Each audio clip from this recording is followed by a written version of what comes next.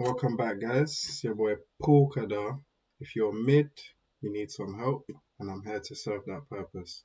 So today, guys, I got a recommendation from one of my friends. He said I should read the book Predictably Irrational. So we're just gonna watch the summarized version on YouTube, and then in my free time, I'll just read the book as well. So I hope you guys enjoyed this one. Let's just get straight into it.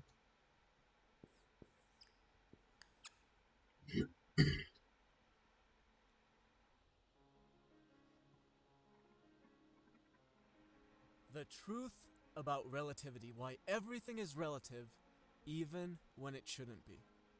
So, imagine you're walking around the store looking at things and you see a bread maker. There's only one bread maker and it costs $99. And you look at it and then move on to other things. This was a huge problem for a bread maker company. People weren't buying, so they decided to do something clever. They came out with another more expensive bread maker so that they could start selling the less expensive one. So how did that work? Well, now you walked around the store, came across bread makers, and you saw one for 99 and another one for 199. And all of a sudden, there was something to compare it to.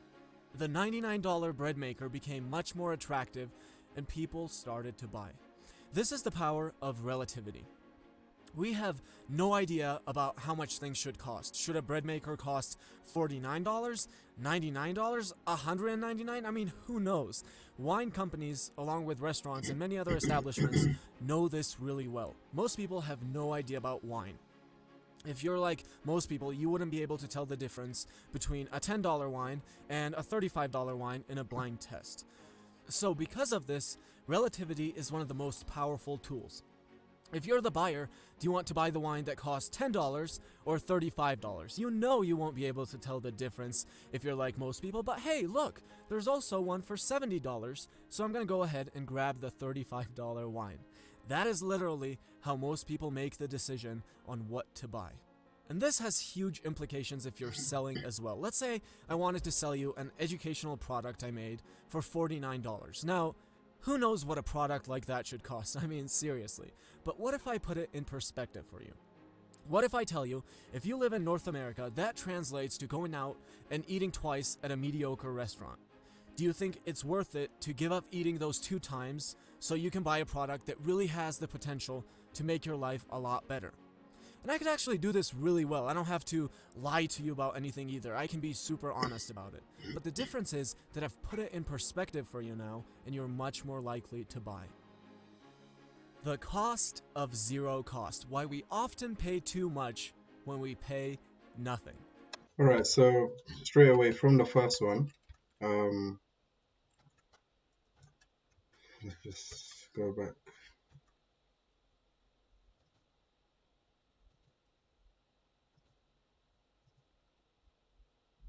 So relativity, why everything is relative when it shouldn't be. I I slightly agree with this. It's a bit complicated. I'm still trying to figure out the whole video. I've never watched a video like this in my life.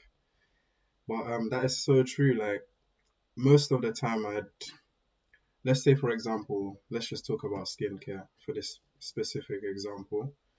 I would go by, or I would see like the cheapest one, like maybe a 99p face wash. I'd see like a relatively alright one. Let's just say 4.99, and then the expensive ones, or even let's say 2.99 for like a face wash. Let's just say £5. Let's just say £5, and then I would see one that's like £20, but this is like the best one. I would go for the £5 one.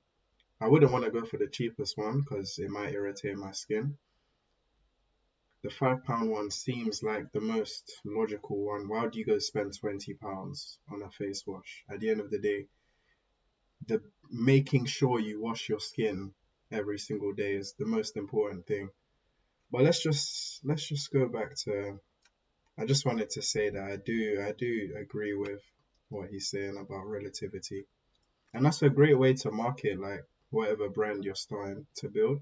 I know a lot of the people that watch my videos are business owners or like starting up their business, trying to sell a product, etc. So obviously using this technique is that's very smart. A lot of people also they give away like a free product or like a sample or like a free trial to get people like coming towards your product, and then they sell the bigger or the actual product for, let's say, a discounted price. It's it's wise, it's wise, it's wise. Just gotta use your brain these days. Yeah. Inflation just went up by 5.2%. 5.2%. Oh, I think it's going to go up by 5.2%. That is crazy. Yeah. One of my friends told me, oh, we should start like using more club cards and loyalty cards and stuff like that.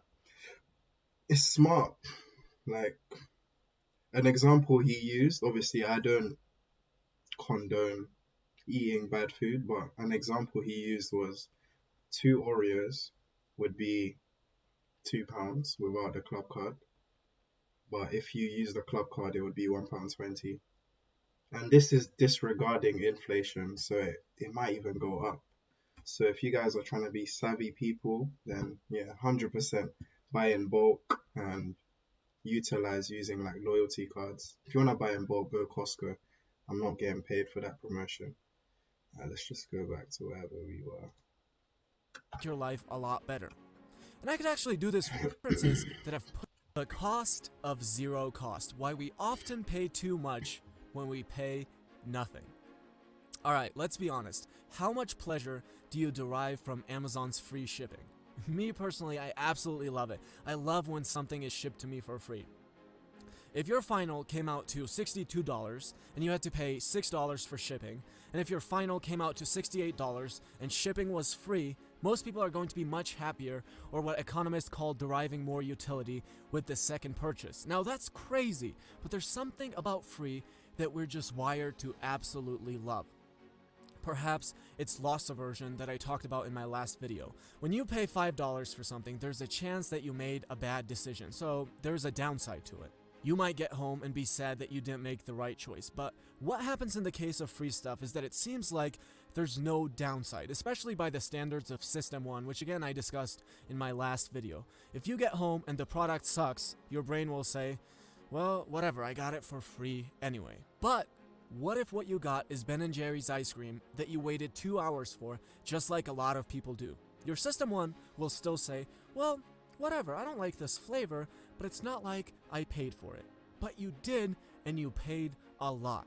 2 hours of your time for a $3 item? Come on. That is so true. A lot of people don't really value their time these days. Like they literally, I see myself doing the exact same thing.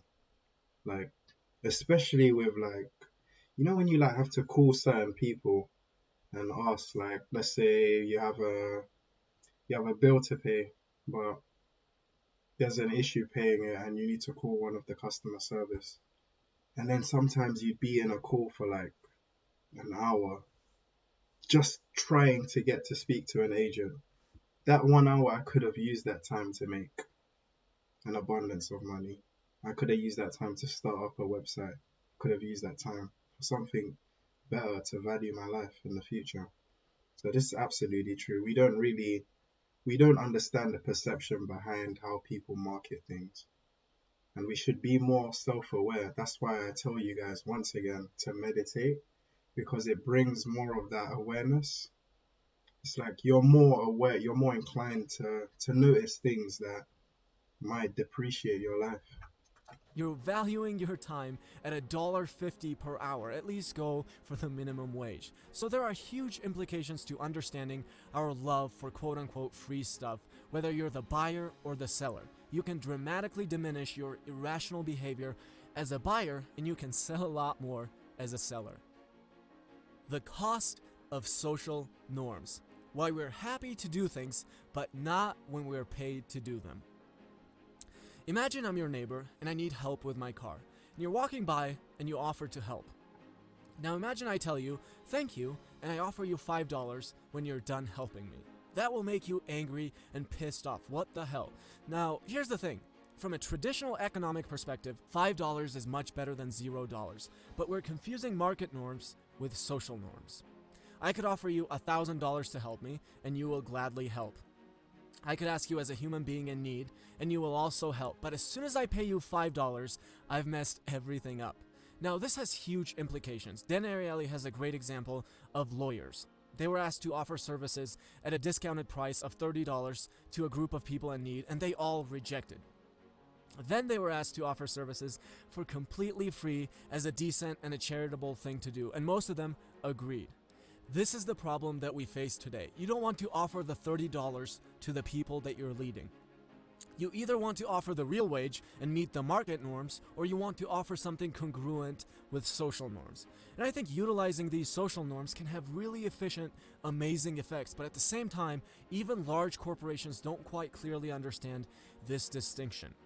Instead of appreciating the person's dedication to helping fix the car, they offer the $5 incentive. The problem of procrastination. So yeah, that's so true. With what you just said. So let's say, for example, I wanted to, I wanted to give, I wanted to give a free durag to every 100 subscribers. So every time I hit 100 subscribers, every time 100 people subscribe to my YouTube channel, the 100th person wins. Let's say £5. No, they win a durag. Sorry, my bad. They win a durag. Every 100th person wins a durag. If I was to say that you winning that durag, you'd like, no one would really care, to be fair. I mean, yeah, great, we're winning a durag. But if I was to say every 100th subscriber can win, or I would donate like a certain amount to a charity for every 100th subscriber, people would like me more because I'm doing a good thing. It's like, it's a social norm, like he said. It's a social norm rather than a marketing norm. It's like I'm marketing durags. It could even be my own personal product. I could even sell it to you for cheaper. You not, no one would want to buy. No one would want to. Most people wouldn't mind being given a durag, but if I'm donating to charity, if I'm doing a good cause for everyone else, the benefit of society, more people would be inclined to subscribe to my YouTube channel. It's a bit like Mr. Beast, like, well, actually, he's a bit more extravagant. He gives out money for like just participating. And obviously, by doing that, it encourages more people to want to be in his videos, more people to subscribe. So yeah, he's finding the great social norms to benefit himself once again, rather than doing something wrong and then paying you a certain amount that you might feel is undervalued. I hope that's not like flying over you guys' heads. They offer the $5 incentive. The problem of procrastination and self-control. Why we can't make ourselves do what we need to do. So Dan Ariely had a class where 3 papers were due by the end of the semester, and also a class where the 3 papers were spread out with 3 deadlines at 4 weeks, 8 weeks, and 12 weeks. By the way, if you guys have a different perspective to how I'm approaching this, then yeah, comment down below and let me know. Now, there was more to the study, but to keep it simple, let's look at the results. The class with no deadlines did much worse than the class with the deadlines spread out throughout the semester. Now, 2 huge takeaways here. 1, I know a lot of people who are working on a project or a new business or whatever you want to accomplish, and they don't have any set deadlines. And if you do this, you're pretty much guaranteed to fail. You don't want to be one of those people. A lot of times in life, you won't have a teacher who will set the deadlines for you, but you have to set artificial deadlines for yourself. This is absolutely crucial. One of the things that I've done with these videos is taking it from having no deadlines whatsoever to having a video that has to be ready for rendering every Tuesday, Thursday, and Saturday before I go to bed. I've stayed up till 6 in the morning sometimes because I can't go to sleep unless the videos are ready. And for over a month now, I've always had a video ready for final rendering before I go to sleep.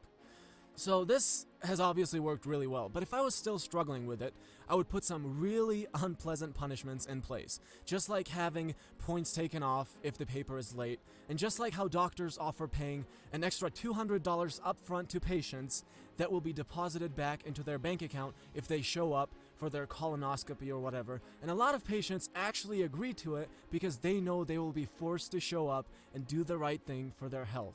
So if I were struggling with meeting my artificial deadlines, imagine how effective it would be setting up a $500 punishment.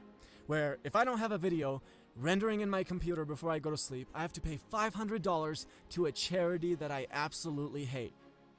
Well, I can guarantee you I would do anything and always have it ready just so that wouldn't happen. And there are so many different aspects to procrastination, which I will probably address at some point in maybe a quote unquote ultimate guide. That's a big one though. Procrastination and self-control. It slightly links to the video I made about building discipline.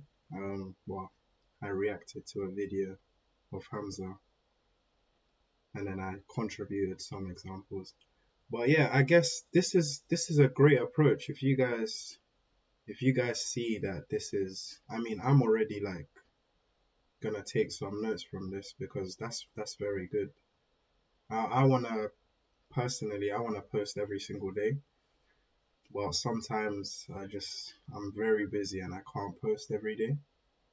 But then I would have an effective plan for the next day or for the days that I am free. I would have an effective plan to make sure that I do post. But yeah, that's a great way to like not force yourself, but to like push yourself to, or force yourself to post. Because then you have a punishment. You're like, oh snap, I have to do this, or I'm gonna have to lose money for my lack of discipline. And then on days where you do fail and you do have to do that punishment, it's like a learning curve. You're like, okay, I'm not gonna put myself in a situation where I need to do this punishment, so I'm going to do it, especially when I don't feel like it. To it or whatever, but this particular part is a huge part. So again, 1, set up artificial deadlines. 2, if you're not meeting them, set up some really unpleasant punishments, and I will guarantee you that you will meet them. I had a friend a few years ago who had major trouble approaching girls that he liked. So I took him out one time and got him to agree to give me $100 that I would keep for myself unless he approached every girl that I told him to approach.